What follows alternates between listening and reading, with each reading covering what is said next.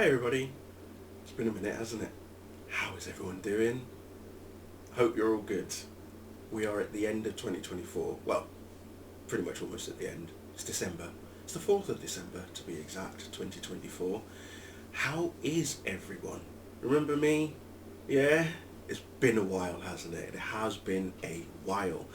I've got to say, a lot has happened since I last done a video, and I had been thinking about doing this because of the transition period that we're now getting, what with the end of Superman and Lois, and we're going to start the DCU tomorrow because Creature Commandos debuts on Max, which is the 5th of December, in case those of you not realising.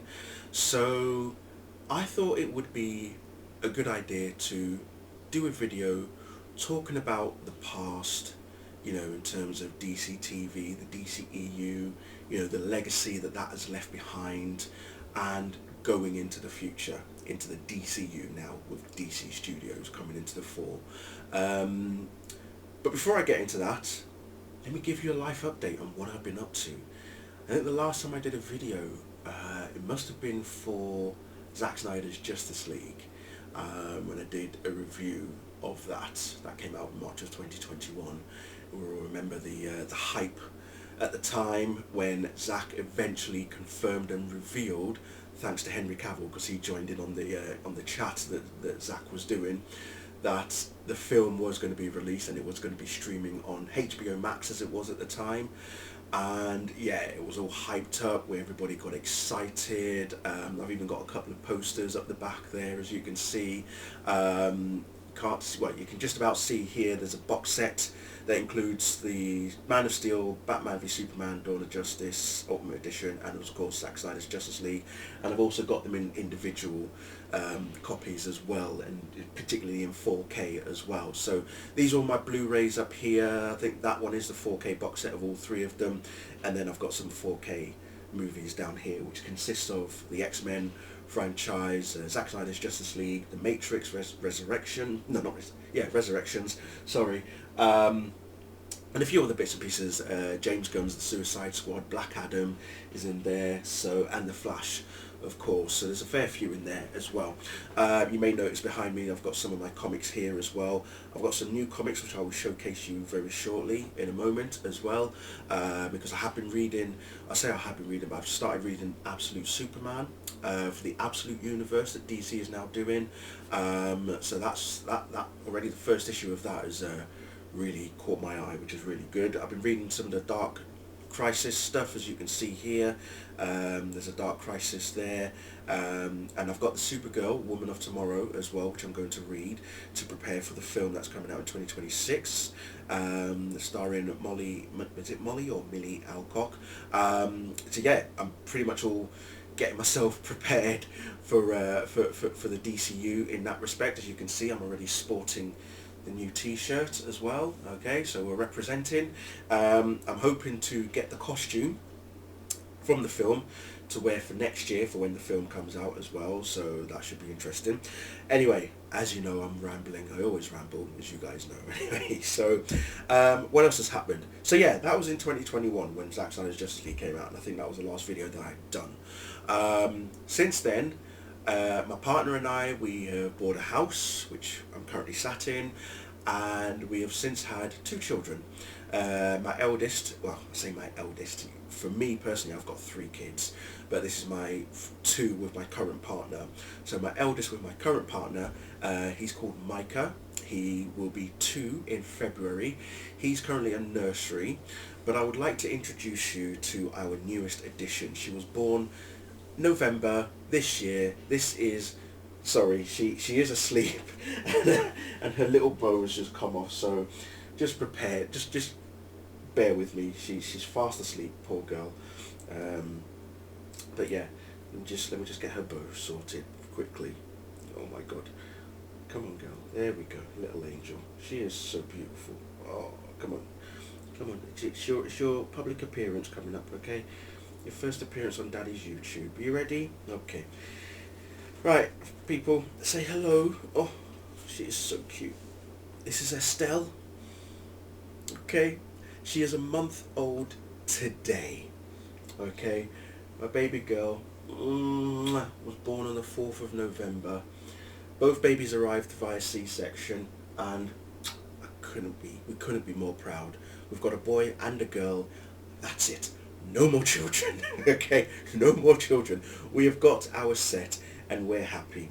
Look at her outfit though, eh? She's dressed for the occasion. Yeah, so she's popped off to sleep, so I'll just keep her on my lap for the time being. But yeah, so that's it. So yeah, Micah, who's, as I say, he's at nursery. He's there 5 days a week, and we've got little Estelle here as well. Life is good. I have to admit, life is good. I can't complain. You know, relationships, as you know, they do have their ups and downs, which is normal. But overall, yeah, I'm good. I'm managing my mental health pretty well. Not sure a lot of you realise, but I do suffer from anxiety and depression. I also have ADHD, which I'm waiting to actually be confirmed, and also possibly I may be autistic as well. So I'm on the waiting list to get both of those fully confirmed once the full diagnosis has been done. I also need to get an eye test because my eyesight is getting very bad. I can't see things close up as I used to anymore. So I'm going to get that sorted. Excuse me. But yeah, like I say, life is good. I can't complain. I'm enjoying work. You know, my job's good. I'm still working in IT, and you know, work with a good bunch of people. We have a good laugh. We take the piss out of each other, which is great, as you do. And yeah, and I get to work from home 2 days a week as well, so very flexible. Money's good. Yeah, everything's so far so good. You know, touch wood. Yeah, all is well. All is well. How are you guys? What's been going on?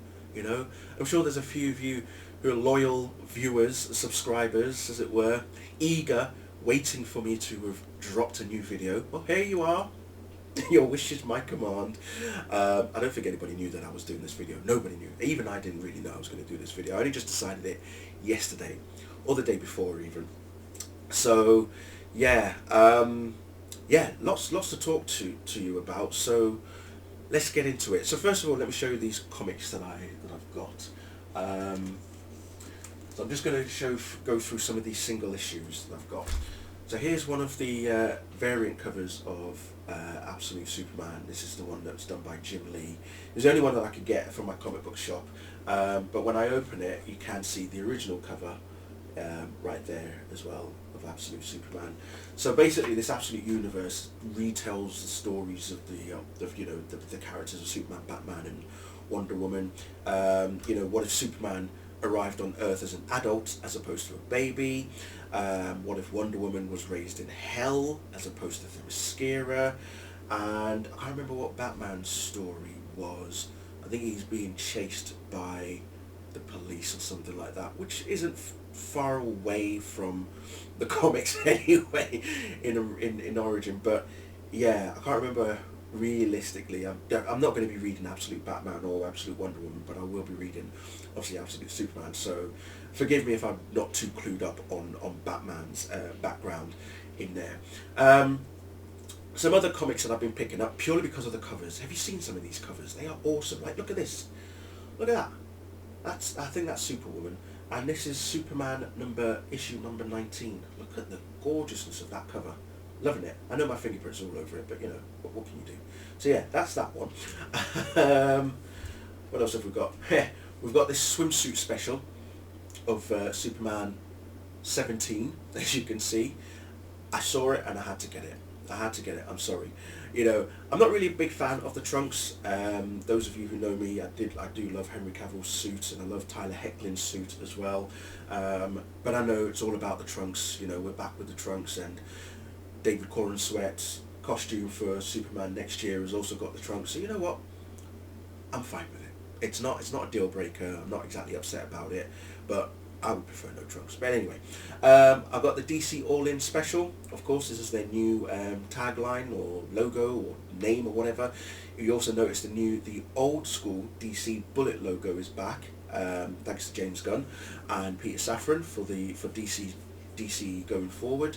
So that's all back. I've read this, and this is because it's quite good. It's unique. It's double-sided as well. Like, so great. So I've read that, and that's what carries on. That's what starts Absolute Universe in that sense. Now, how many of you are familiar with the artist known as Nicola Scott? She's very well renowned. She's done loads and loads of covers. I know she's familiar with the likes of. I think she's done Batwoman. I know she's done Red Sonja as well, and she's done plenty of other DC comic stuff. But she was recently doing a lot of covers that featured all the different versions of the characters over the years. And I've got a few of them here because I saw them and I was like, oh, I've got to get a few of these. And we've got the Nightwing one. Okay, so that's Nightwing, as you can see, all the way from his days of Robin. And yes, that is his butt on show as well, because everybody says that he's got the best butt in DC. Can't argue with that. That is Bloodhaven's arse. As if Captain America is America's arse, then Nightwing is Bloodhaven's arse. We've got Batman, of course, as you see, all the way from the his inception from 1939. Yes, I've also got Big Blue himself, but I'll show you Supergirl first, the Maid of Might. There she is in all her glory as well. And last but by no means least, of course, the Man of Steel himself, all the way from 1938 to present.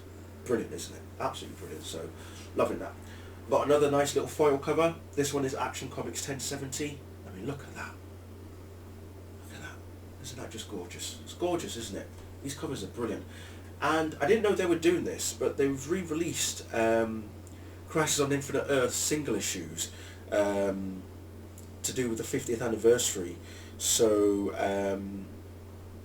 I'm guessing it's the 50th anniversary of DC at the time, from 1935 to 1985. But I got this foil cover version of issue 4, I believe it is, which is part of the issue 4 of the 12-part mini series, as it were. Well, it says the maxi series even. But yeah, look at that. Look at that gorgeous cover, eh? Death of the Monitor. Ooh. But yeah, I got that, and then I got this one as well. This is issue 5. I mean, look at that.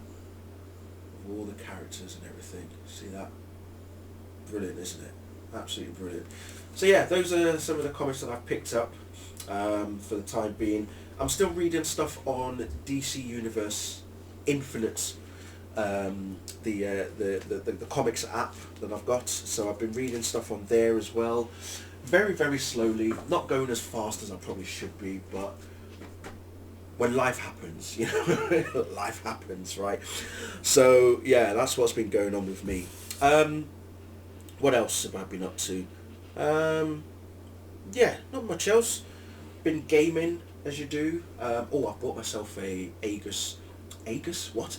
The Asus ROG Ally, for those of you who are into gaming and PC and stuff like that, because I'm a PC gamer. I don't do console. My missus has a PS4, but she's hardly touched that for like 7 or 8 years.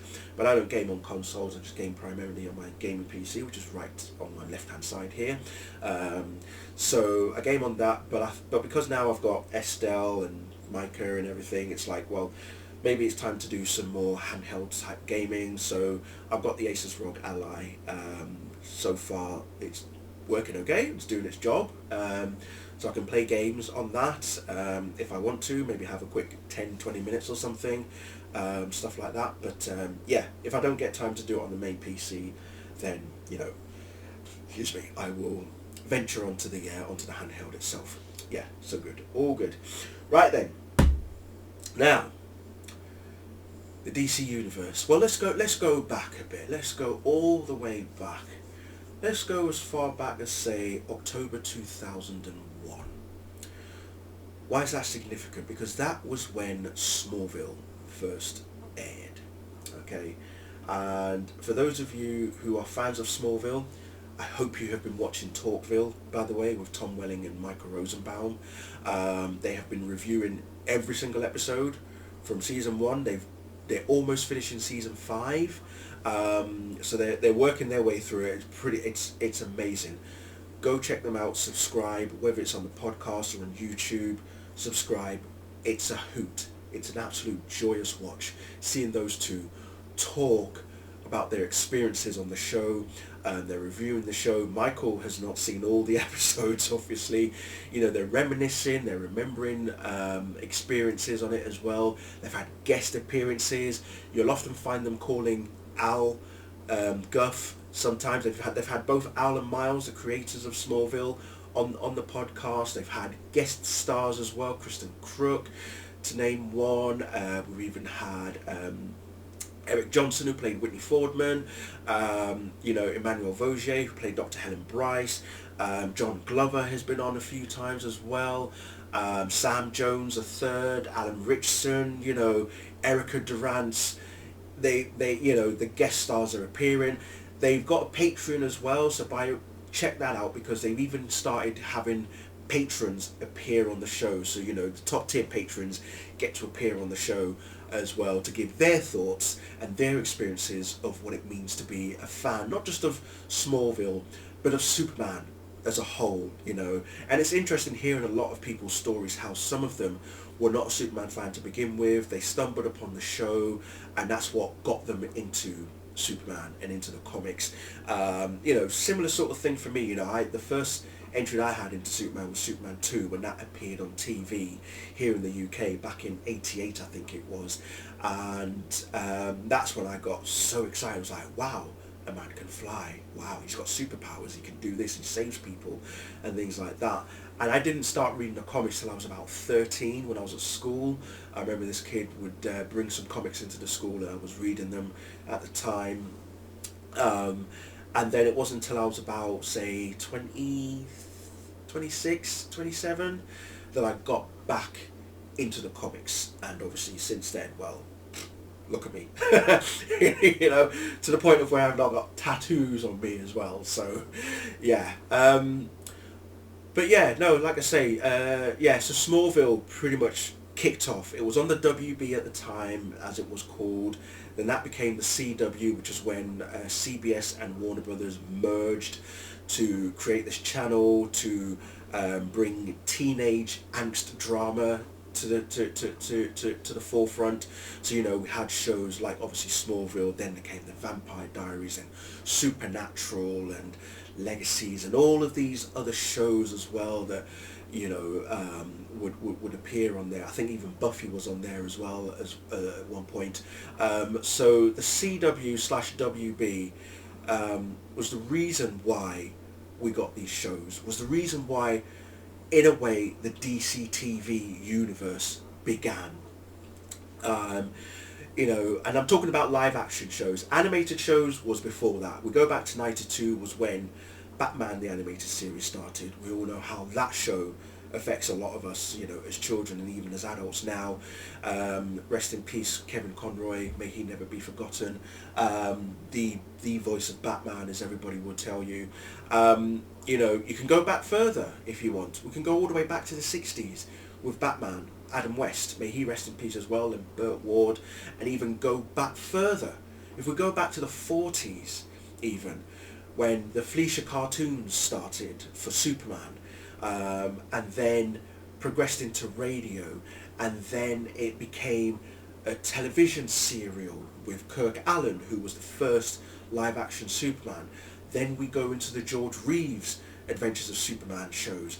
Then we move on to the Christopher Reeve movies in the 70s and 80s, you know, and a lot of people will tell you Christopher Reeve is their definitive, if not their favourite Superman. And speaking of Christopher Reeve, if you haven't watched Superman the Christopher Reeve story, the documentary, oh my word, watch it and prepare yourself for a wave of emotions, because that documentary, sublime, absolutely sublime, just excuse me, from start to finish, just wonderful, absolutely wonderful.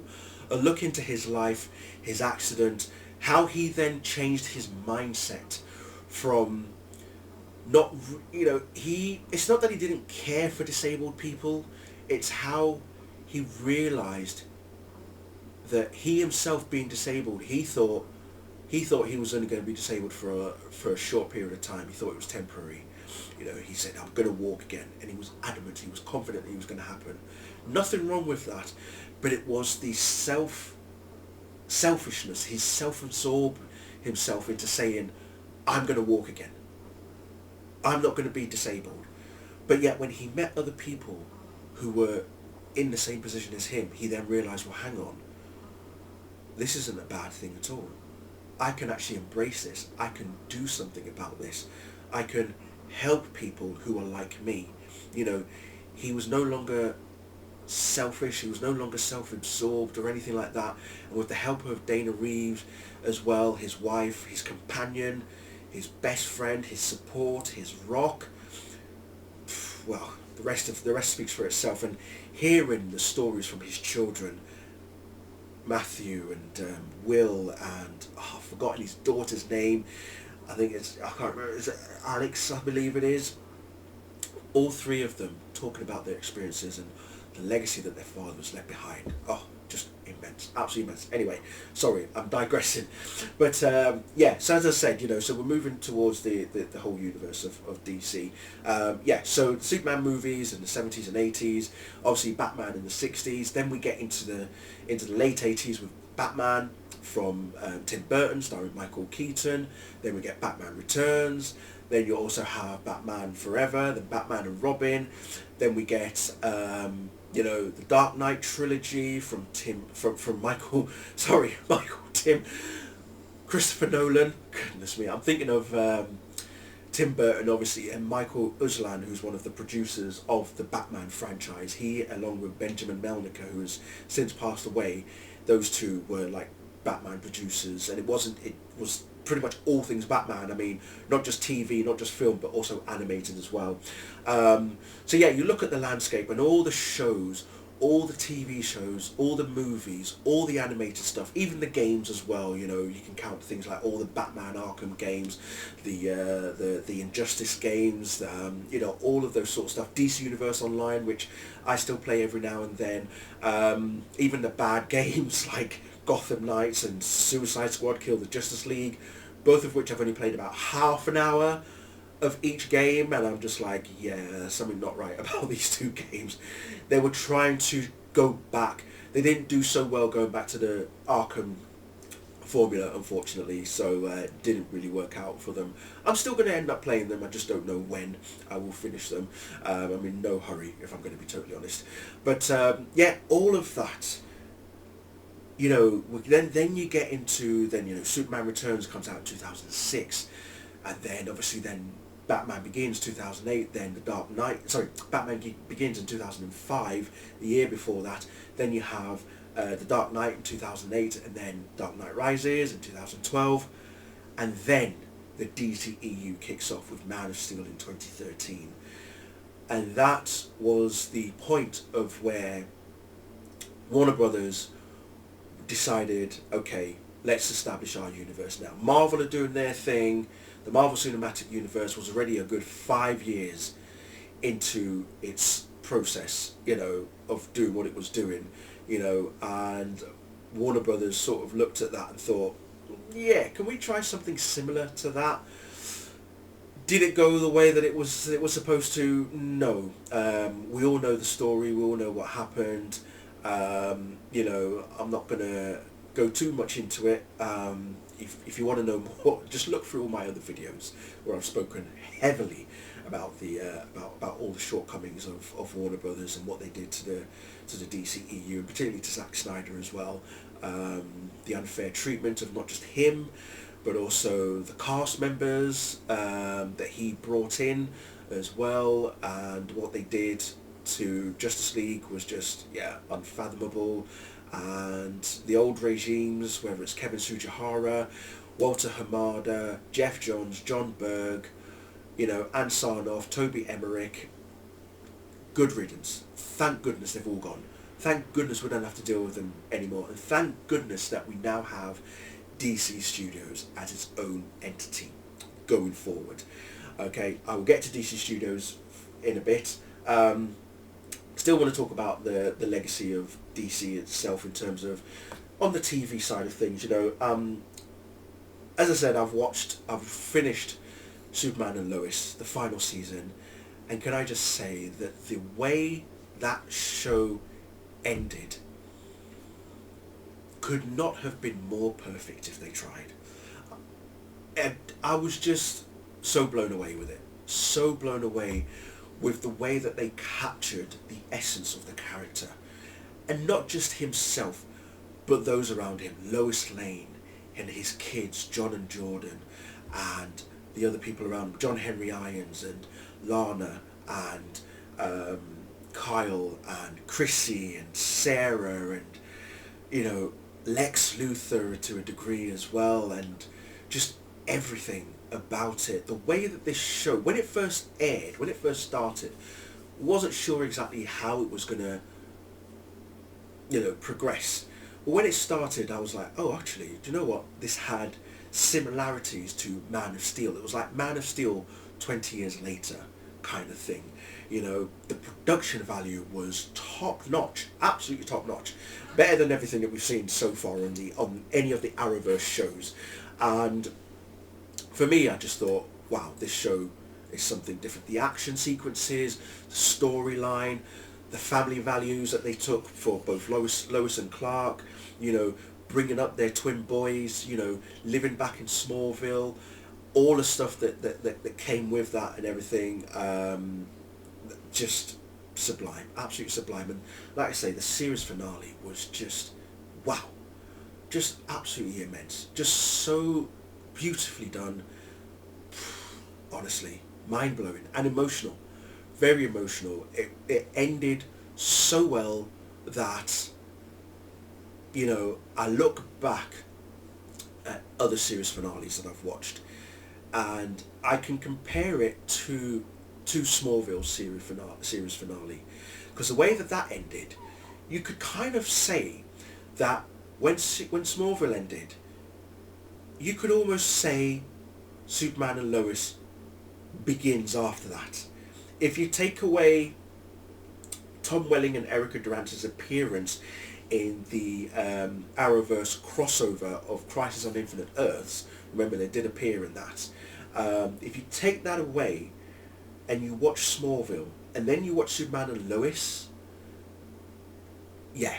But what you can do is you can watch Smallville, then you watch Man of Steel, and if you ignore Batman v Superman and Zack Snyder's Justice League, and then you bring in Superman and Lois, you can connect those three in such a seamless sequence that it will just flow.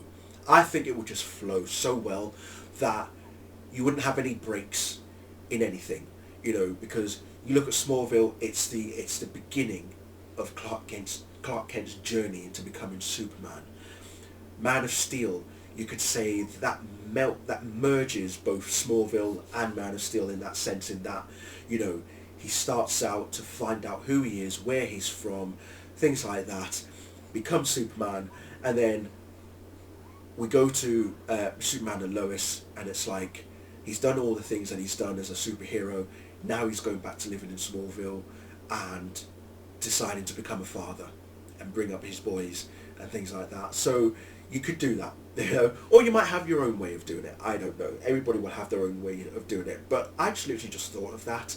It's not something that's been in my mind for a while. It's just something that I just thought of on the spot, thinking, ooh, you've got 10 seasons of Smallville, you've then got Man of Steel, then you've got 4 seasons of Superman and Lois.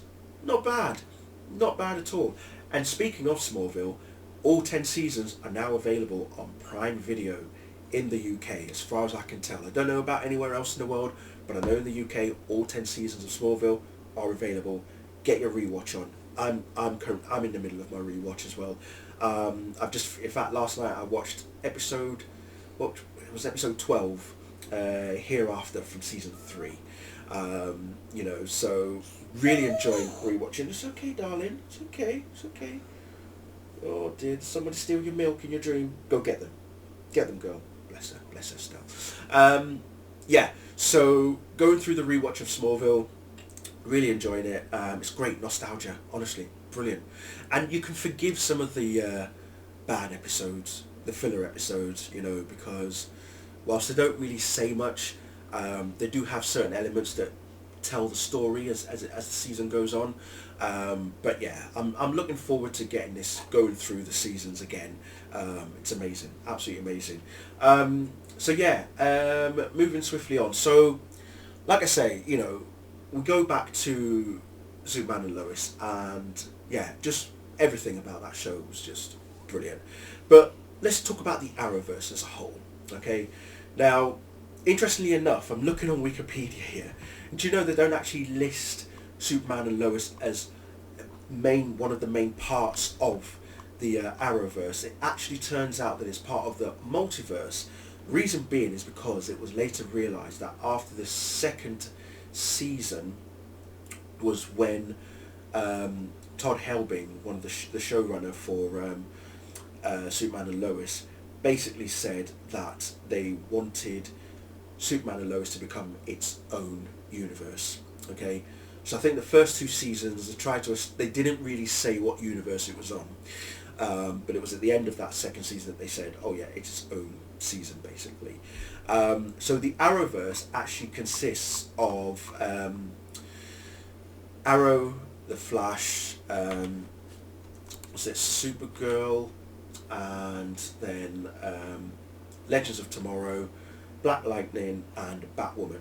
So those are the 6 shows that are part of the Arrowverse, as it were. But if we're talking DCTV as a whole, let's not forget that Constantine, starring Matt Ryan, was on was it CBS or NBC? I think it was NBC. So that was out roughly around the same time that, you know, the Arrowverse sort of started. You had the web series of Vixen and Freedom Fighters, the Ray as well that appeared, and then obviously, as I mentioned earlier, Superman and Lois becoming its own thing, and then you know, they even include, Constantine's in the list as well, as I mentioned. They even include John Wesley Shipp's The Flash, that was there for a season, I think it was, from 1990 to 1991. I just got to take some water first. Throat's a bit dry.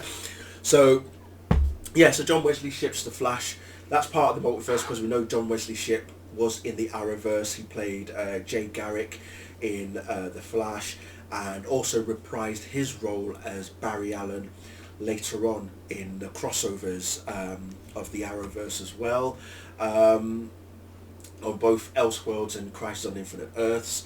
And yeah, so then, like I say, Superman and Lois was also part of that multiverse as well.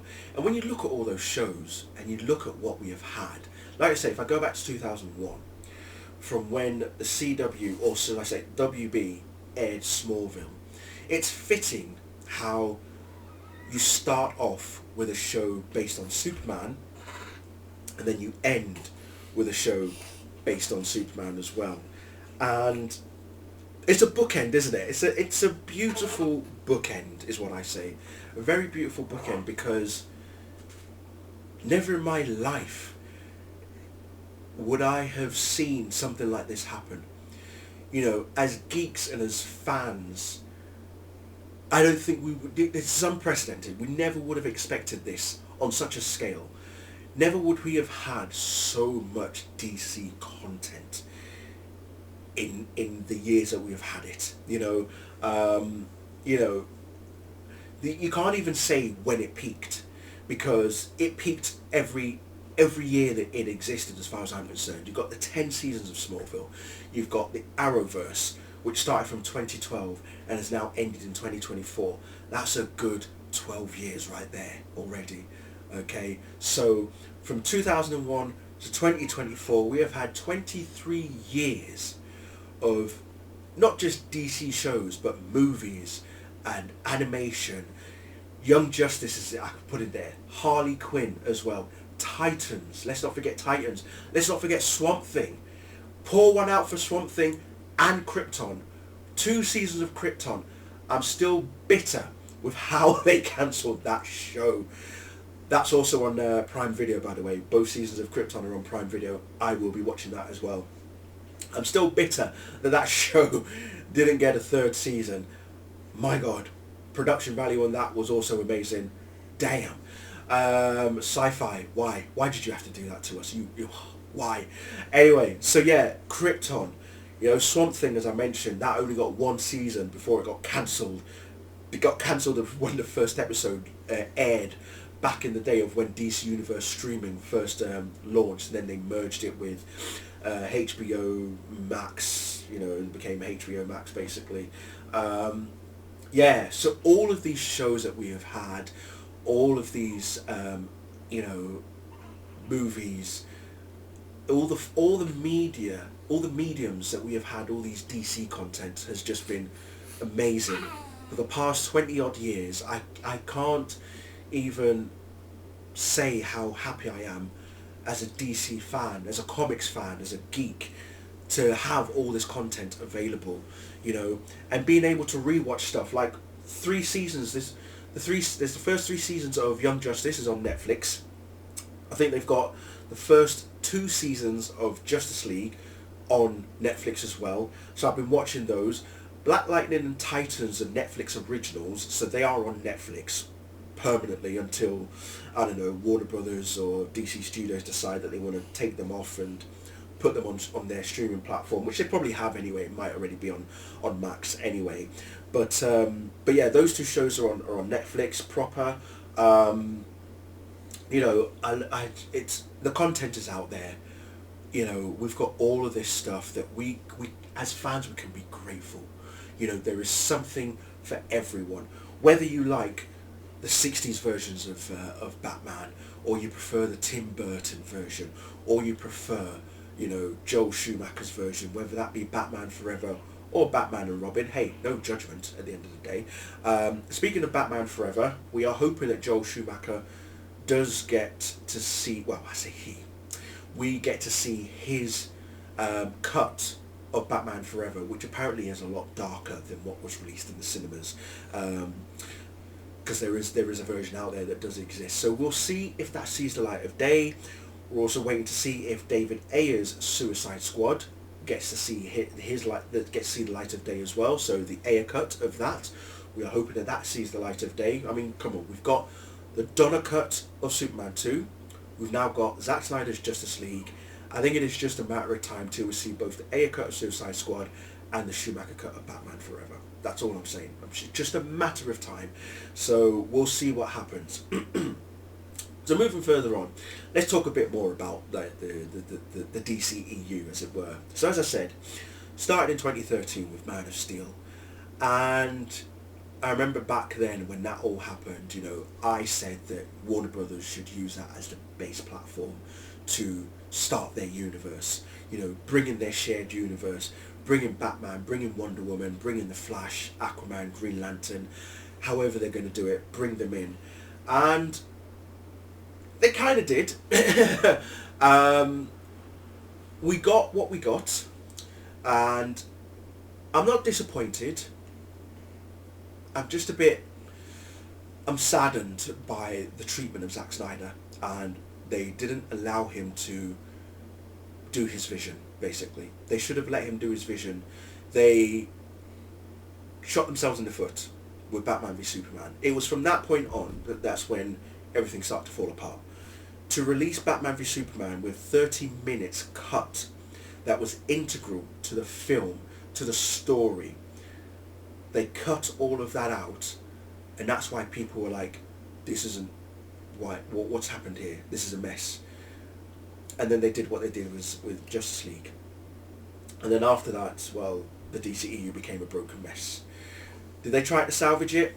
Not really, because they all collapsed on themselves. You know, Sujihara got kicked out because he was all caring about his bonus before to get Justice League out before its release, and then we know what happened there. We know what Walter Hamada did. We know what John Berg and Jeff Johns did. You know, just Google Ray Fisher, accountability over entertainment. That's all you need to do. But we did get some great films. You know, we still got some great films out of it. You know, Aquaman. I mean, come on, made $1 billion. You know, then we look at the flip side. You know, we look at Joker. That made $1 billion. Did their sequels do any better? No, they didn't. But lightning can't strike twice in the same place, can it? Unless, of course, you're the Flash.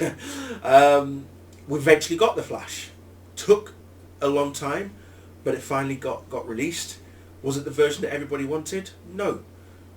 Is it a good film? Yes, I really enjoyed it. I loved it. You know, I had no problems with it. You know, are the effects all over the place? Yeah. What film doesn't have effects all over the place?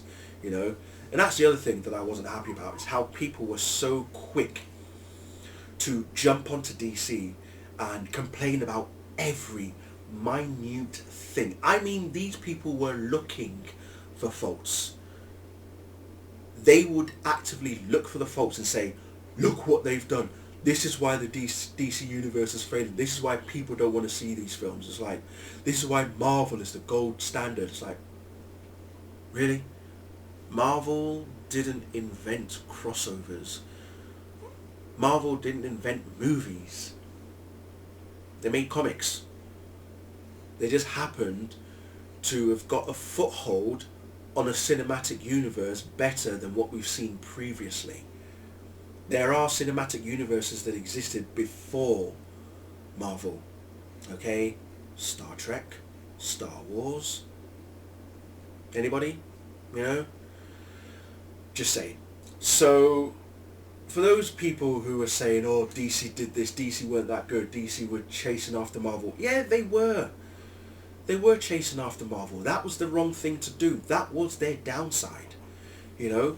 And it's all well and good everyone saying, oh, they rushed into Justice League. Well, actually, no, they didn't. Man of Steel came out in 2013. Batman v Superman came out 3 years later. Okay?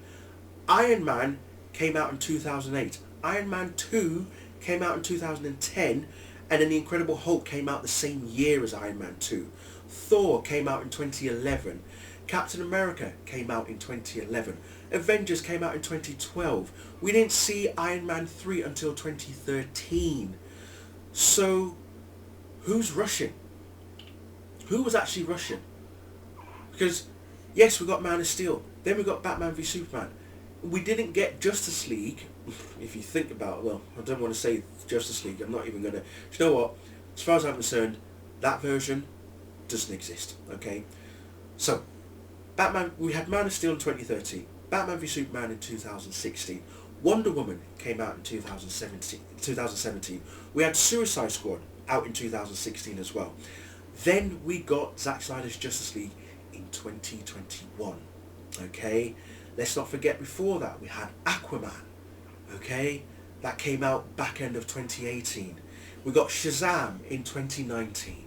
Okay, we got Harley Quinn, Birds of Prey and the fantabulous emancipation of one Harley Quinn. Excuse me. Top end of 2020. Then the pandemic happened. Wonder Woman 84 didn't come out till December of 2020. We know how that film turned out. We know it wasn't the strongest. We know it wasn't what we all expected. But it still got made. Patty Jenkins said that that's exactly what she wanted. Yes, Jeff Johns was involved, we know, but that's by the by. Patty assures us that he didn't have any further say or any involvement in that sense. Okay, fair enough. Then there was talk of the third Wonder Woman film, and then that didn't happen. Finally, we get Black Adam. Again, not the version that probably people were expecting, but I'm just happy that we've got a Black Adam film. Then we know what happened there with Dwayne Johnson basically saying that the hierarchy of the DC universe is about to change. And then look what happened. You know, we got excited. We thought, brilliant, he's bringing back Henry Cavill. We're going to see more Henry Cavill as Superman. Then it was announced that James Gunn and Peter Safran became co-heads of DC Studios. And we were all like, huh? Wow. Didn't have that on my bingo card, did you? I didn't. But it's happened. And it's done. Now we are finally getting a more cohesive universe. Okay? But before I go further into the DC universe, you know, going back to DCEU again, we finally got Blue Beetle as well. You know, and we ended the DCEU with Aquaman and the Lost Kingdom, and that was the end. So we had a decade. We've had a decade, people, a decade of DCEU films. Okay, not everything went as planned. Okay, we didn't get our Cyborg film. We didn't get our Green Lanterns film. We didn't get the Justice League sequels that we were hoping for. Even though we kind of know how they all unfold because we've seen the storyboards as such. But you know what? I'm not sad about it.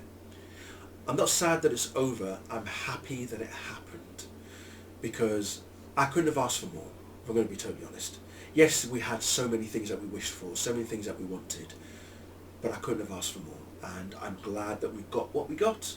Not every film's going to be everyone's cup of tea, and that's fine. There's still something for everybody. If you prefer Wonder Woman 84, good for you. If you prefer David Ayer's Suicide Squad as opposed to his actual cut that we hopefully will get to see, or over James Gunn's The Suicide Squad, again, no judgment. You're entitled to like what you like. What I don't want to hear is why you don't like something, and then use it to be and then use something else as a weapon over that. Okay? If you're somebody that is gatekeeping, say, Superman 78, and you're using it to bash Man of Steel, I don't want to hear you, and I don't want to know you. As far as I'm concerned, you don't exist. Okay? Simple as that. So, talk to a brick wall, because I'm not listening. Alright? At the same time, yes, there are some things I am unhappy about. What I'm more unhappy about is the regimes, the people that were in charge, the people who promised us things, the people who said, oh, we're going to do this, we're going to do this, we're going to do that. But then nothing happened. We're told we're going to get a Nightwing movie. That didn't happen. The Black Hawk film that Steven Spielberg was supposed to be doing, it didn't happen either. There was talk of a Supergirl film at the time. That didn't happen. Then we got to the stage of where a Batgirl film does get made, but is not going to see the light of day. Thanks, David Zaslav. You want to write it off? There's a tax write-off. Okay, fair enough. You do you. But we're not happy about that. That film could have been something. It was also going to include Michael Keaton's Batman as well. But hey, and Leslie Graham as Batgirl. Brendan Fraser, as Firefly. But yeah, we're never going to see that film, so that's unfortunate. So all of these things that we were told was going to happen and never did. I think probably one of the most unique thing to have happened across both the Arrowverse and the DCEU is that we got a crossover.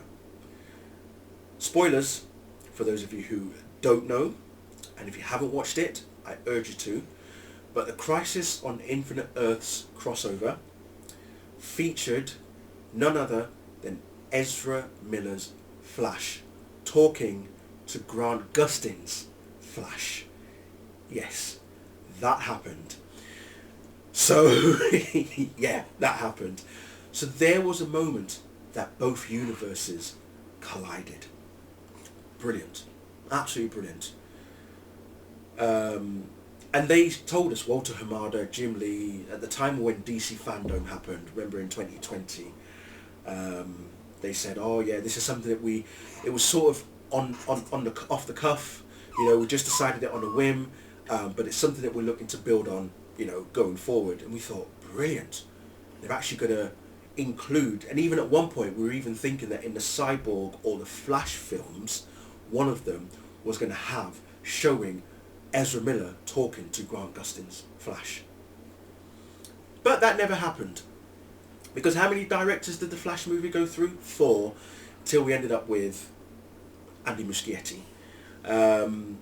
So, and Cyborg just, didn't happen, as we know. But hey, like I say, we are where we are now, and let's look forward.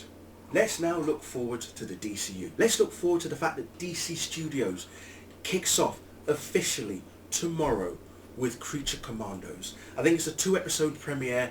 I'm looking forward to it. I can't wait to watch it, because what's unique about this is, just like what Marvel are doing, in terms of... Sorry, darling, you okay? She loves grunting when she sleeps. Just like with Marvel, we're going to have actors reprising their roles across all mediums. And I mean movies, TV shows, animation, and even the games as well. Computer games are coming into it as well, yeah. So characters that we're seeing in Creature Commandos are going to appear in other mediums, whether that's in Superman next year, or in Supergirl, or season 2 of Peacemaker, which has just wrapped as well. Waller, which hasn't started yet in terms of production. So that's all happening. We've got the Green Lantern's HBO TV show that's going to be starting production hopefully soon as well, sometime next year, I think.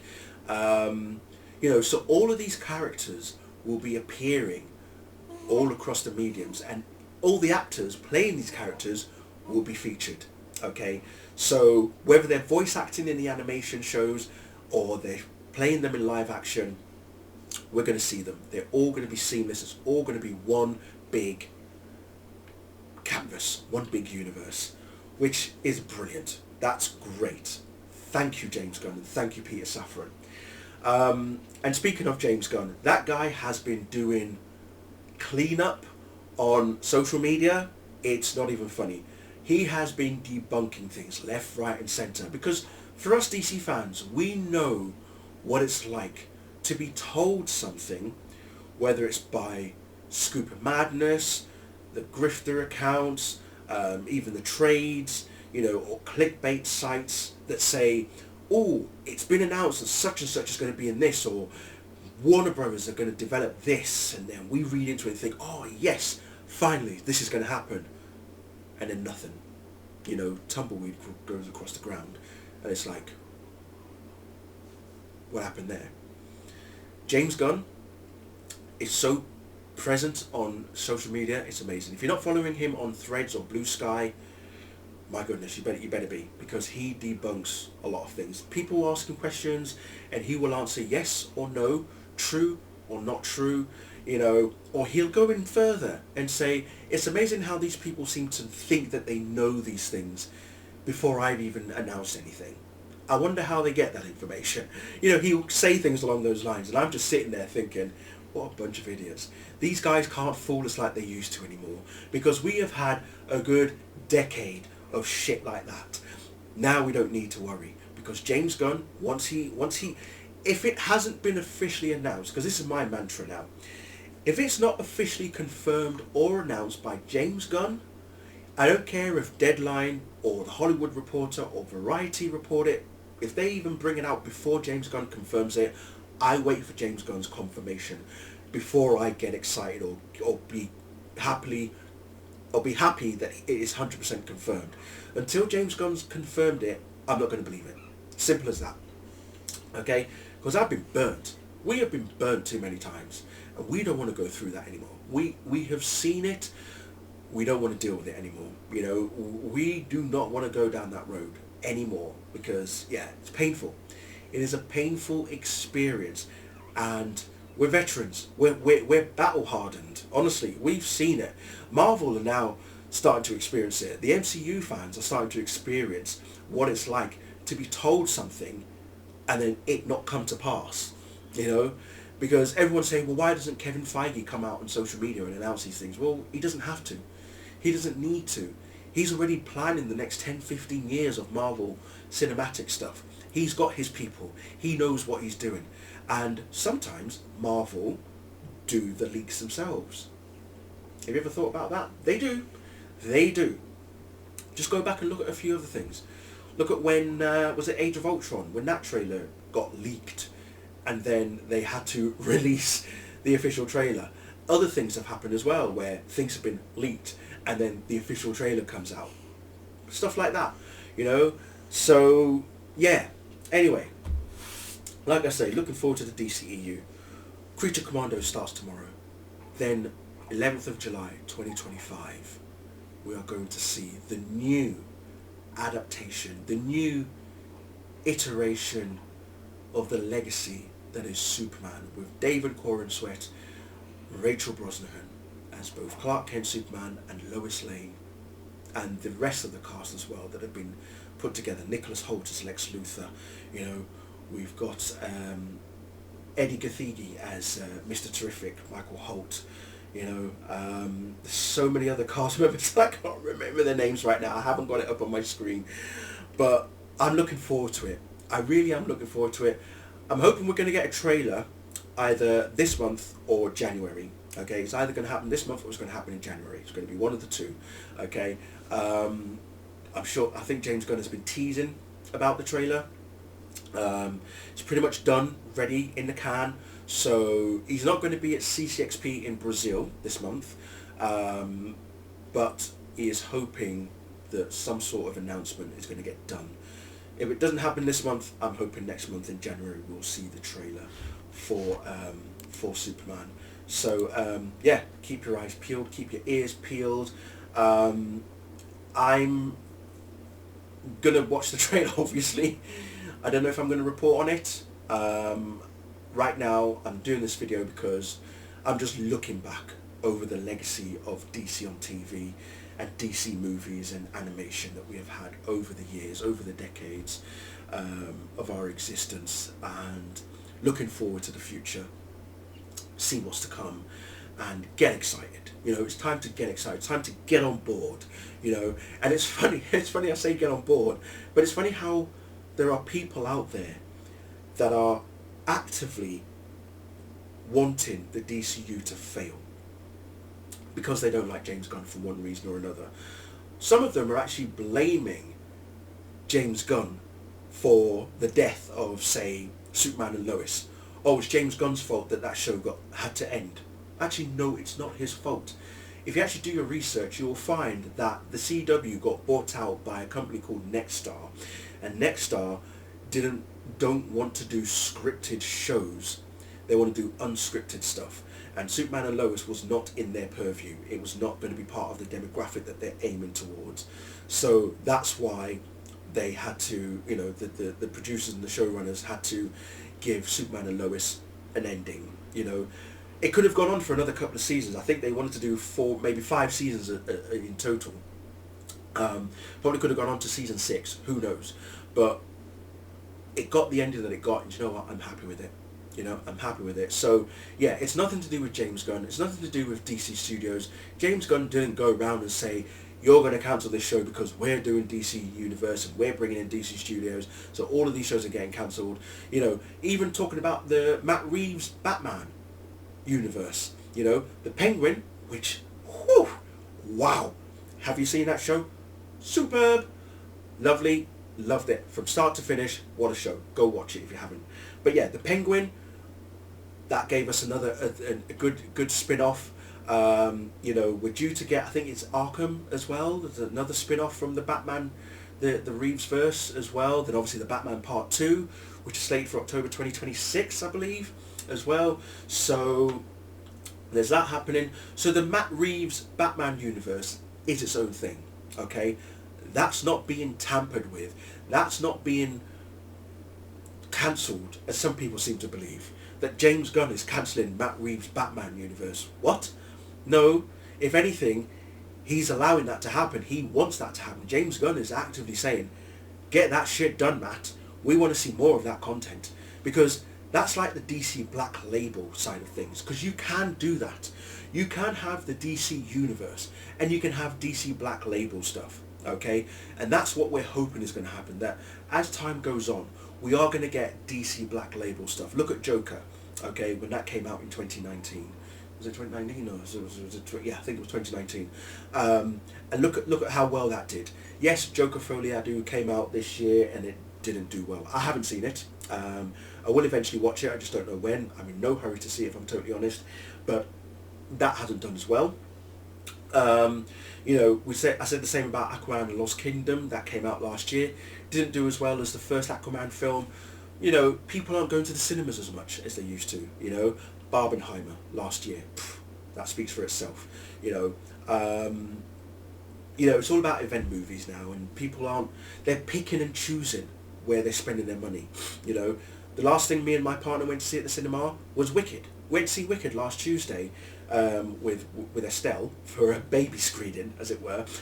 Enjoyed it. I didn't even know it was part 1 of 2. So imagine my surprise when I'm sat there saying, "Oh, to be continued." I was like, "What? There's a part 2. Doesn't come out till November of next year." Okay, fine. I'll wait. You know, I've got plenty of other things to watch until then, so it's no problem. But yeah, we went to see Wicked. Before that, what did I see at the cinema? Superman, the Christopher Reeve story. And where else did I see at the cinema this year? I've not seen that many films this year at the cinema, if I'm going to be totally honest. Yeah, I haven't really seen that many films. Goodness me. We did go to see Kingdom of the Planet of the Apes. Was that this year? That was this year, wasn't it? No, that was last year. No, that was this year. Sorry, I tell you, yeah, that was this year because that was July. Yeah. We went to see The Flash. Yeah. That was last year. Sorry, The Flash was last year. Goodness me. I'm thinking of this year. I'm trying to think of films I've seen this year, and I cannot for the life of me remember. But yeah, I haven't seen that many films. Is basically all I'm saying. This year, but next year for sure, definitely, of course, Superman and Fantastic Four. Captain America: Brave New World. Yes, I think I'll see that. Thunderbolts. I'm still undecided as to whether or not I'll go to the cinema to see that. We'll see nearer the time. Definitely going to see Captain America: Brave New World. Obviously Superman, Fantastic Four, First Steps as well. I know Kraven the Hunter comes out this month, as does Sonic the Hedgehog 3.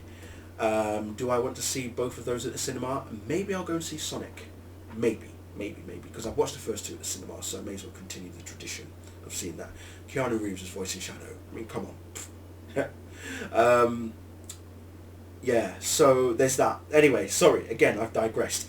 But looking forward, like I say, the DCU, it's happening now. It begins tomorrow.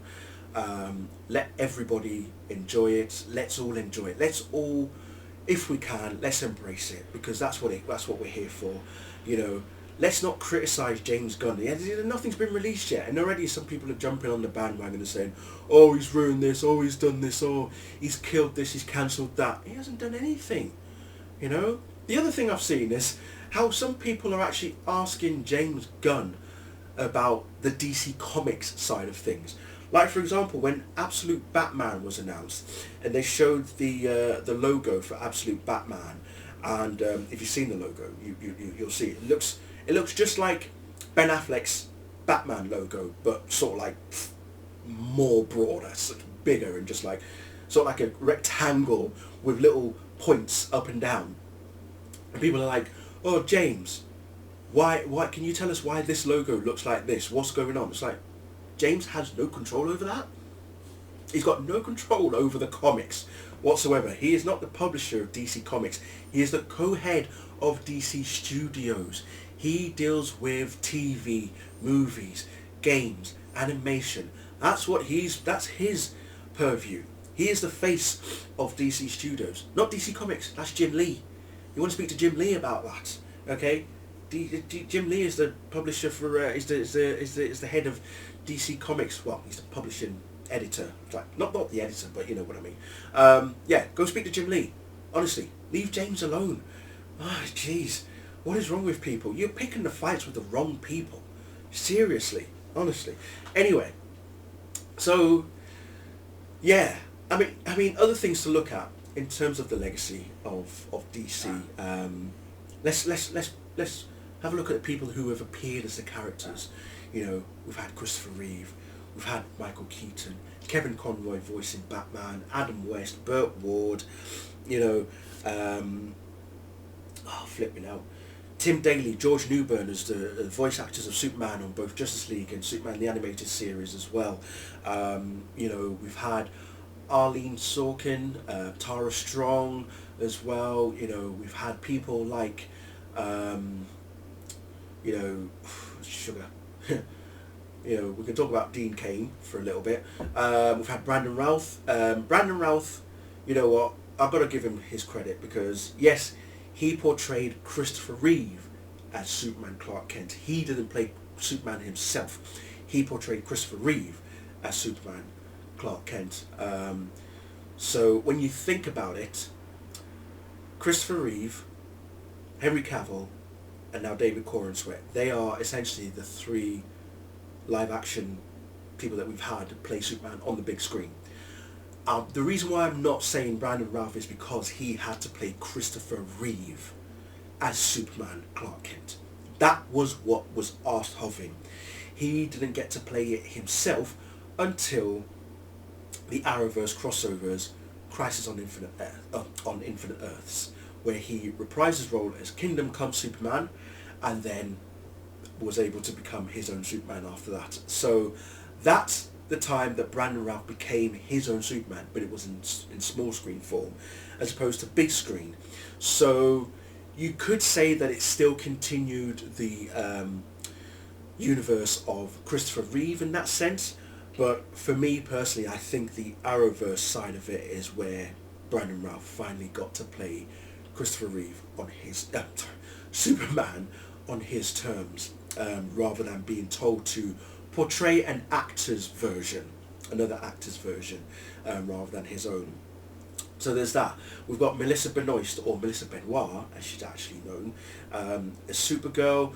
We've had both Ruby Rose and, oh my God, why have I just forgotten her name? Our actress who plays Batwoman. Flipping hell, I'm such an idiot. Where is she? Javicia Leslie, thank you. Javicia Leslie even, as Batwoman as well. She played Ryan Wilder. We've had Danielle Panabaker as Killer Frost. Wentworth Miller as Captain Cold. Let's not forget Cress Williams as Jefferson Pierce, aka Black Lightning. Grant Gustin as The Flash. Stephen Amell as Green Arrow. Emily Bett Rickards as Felicity Smoke. You know, Victor Garber as Martin Stein. Tom Cavanagh playing not just Eobard Thawne, but also Harrison Wells and the Council of Wells, if you remember that as well. You know, we had the amazing Matt Ryan, obviously, as Constantine.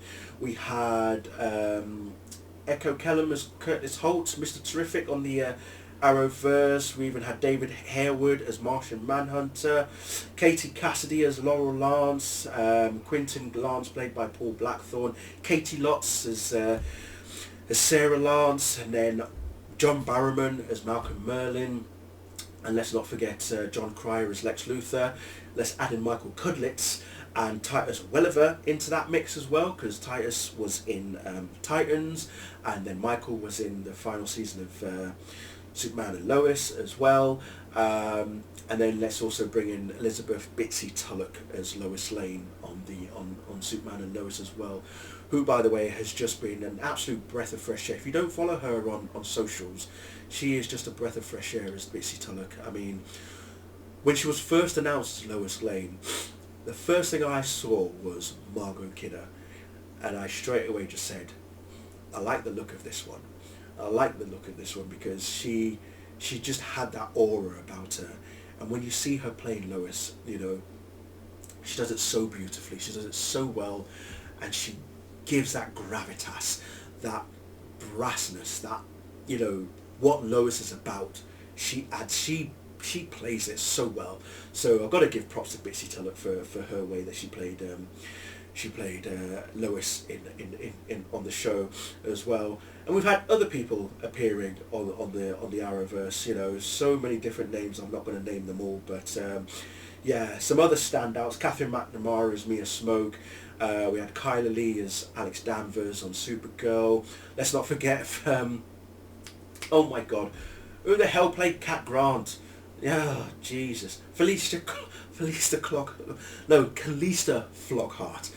Goodness me, I am getting old, people. I am 44 and a half years old. It's just crazy. Calista Flockhart as Cat Grant.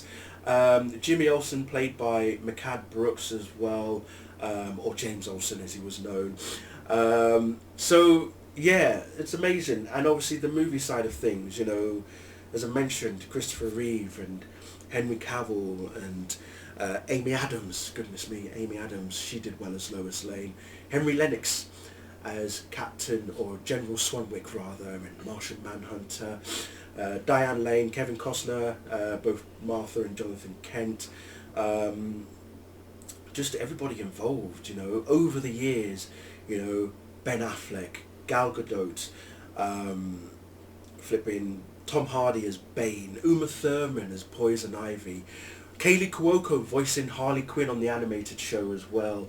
You know, the Young Justice animated show with its array of voice cast, including Lacey Chabert and Bruce Greenwood and Kelly Hu and Nolan North, and yeah, so many different, Oded Fair as well, who's also voiced Dr. Fate on the Justice League as well.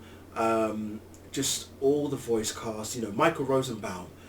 Let's give him his props as Lex Luthor in Smallville, and Tom Welling as well. You know, whilst he didn't don the cape and the costume fully, you know, it was still nice to see him eventually become Superman. And even now, when he's talking on Talkville, you know, he is now fully understood. He is fully understanding what the character means and what it did for him as a person growing up. Because yeah, at the time he didn't know. He didn't know what the character was about. He's a big fan of Batman. He'll tell you that, and he is a big fan of Batman, and that's what he thought he was doing. He was auditioning for, because I think if you remember at the time, both Al and Miles were pitching a Bruce Wayne story to Warner Brothers at the time, and they said, "Oh, no, you can't do that because we're planning a new film at some point." So you know, then they were like, "Okay, what about Superman? Okay. How about no tights, no flight, it's all about Clark Kent and his journey to become Superman." Sold. And look what we got. You know, if it wasn't for Smallville, I don't know what we would have gotten in terms of DCTV stuff. You know, I really do not know what we would have gotten, because Smallville was the birth. Smallville was the granddaddy, basically, of DCTV in terms of CW TV, anyway, the DCCW as they like to call it. You know, and then look what's happened after that. You know, Marvel doing their thing with their TV shows, whether it's Hawkeye, Loki, Falcon and Winter Soldier, WandaVision, Ms. Marvel, She-Hulk, you know, most recently, you know, What If as well. Season 3 starts later on this month, the final season of What If as well. Agatha All Along, which was brilliant, by the way. Again, that was amazing. You know, all of their TV shows as well. They've, you know, Moon Knight, bringing that into the fold. The Werewolf by Night special, and Guardians of the Galaxy holiday special that was done by James Gunn as well. So all of these things. So, you know, even Marvel have delved into the TV side of things properly as well. So yeah, it is something for everybody, you know. And as I say, we go back to Smallville. If that didn't happen, I don't know where we would be right now in terms of the content that we have got.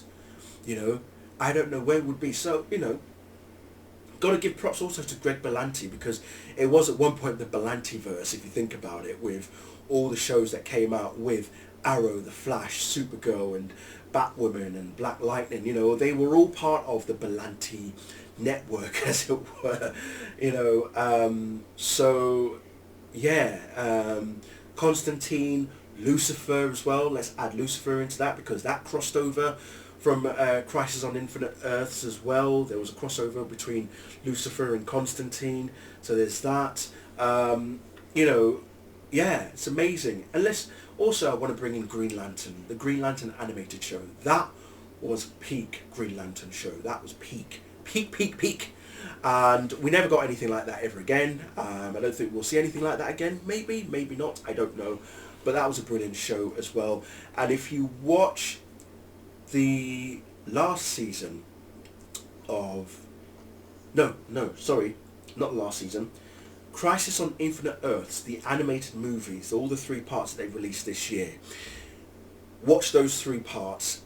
There is a Green Lantern animated series thing that appears in part 3. Not going to give away what it is, but when you see it, you will know what I'm talking about. But even that was a good way to close off the old DC universe. The way that that ended, it closed it off and ended it in such a way that the DCU sort of can begin on its own now. It can stand on its own 2 feet and take the characters forward into a place that we have no idea what's going to come now. So yeah, the Crisis on Infinite Earths animated films that they released this year, all 3 parts. Get them watched if you haven't watched them already, because like I say, it closes off the universe so beautifully, and it's going to bring us to the DC universe proper, in a way that I am really looking forward to. I really am looking forward to it. So it's going to be amazing. It really is going to be amazing. It's going to be nothing short of awesomeness as far as I'm concerned. Is everything going to be to everybody's taste? No. Not everything is going to be to everybody's taste. You can't please everybody at the end of the day. We know this. We've seen it from the last decade of the DCEU and DCTV stuff. You can't please everybody. Not everybody's going to like everything. You know, people want certain characters to be on certain films. People want certain actors to play certain characters as well. People want this version of a character. People want that version of a character. You know, we can't have everything, you know. So what we get, we either embrace it or we don't. And if you don't like it, that's fine. Move on. You know, there've been occasions, some things I don't like, and I just move on. I don't talk about it. I don't write an essay as to why I don't like it. I don't pick it apart and say, this is why this was so bad, and this is why you should also think it's so bad. No, I'm right. You're wrong. My opinion counts more than yours. You're only saying that because you're a shill. Oh my God, you kiss the arse of James Gunn. Oh my God, you drink his bathwater. So, dude, shut the fuck up. Okay, I can do whatever I want. I can like whatever I want, and I want to tell people that I like what I like. I'm not going to tell people that I don't like something and list the ways as to why I don't like them. That's just why. Why do that? Why? What miserable? Why do you have to be such a misery? You know, what happened to you in life that you have to go around being miserable to everybody and make everybody misery? Yeah, miserable as well. Misery loves company, unfortunately. So yeah, that's a shame. But to coin a phrase from Ray Smith, aka the Flight Cast, if you don't know who he is, just look him up. That's FLITE, Flight Cast. It's all subjective. It really is all subjective at the end of the day. You like what you like, you don't like what you don't like, and that's fine. You know, just don't be a dick about what you don't like.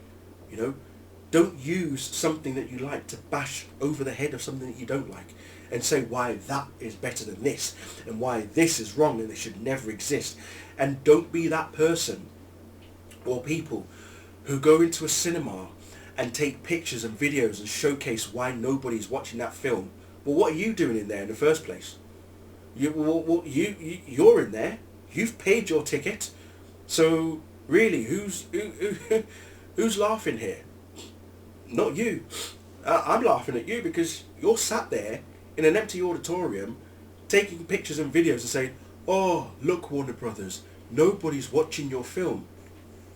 Yet you paid to go in there to do that. And for those people who buy like the DVDs and the Blu-rays and whatever, and then you're burning it on camera, or you're stepping on it, or you're crushing it, again, you paid your money. Okay, Warner Brothers are laughing at you guys.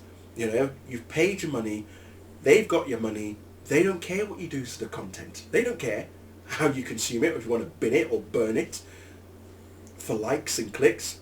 They don't care. They've got your money.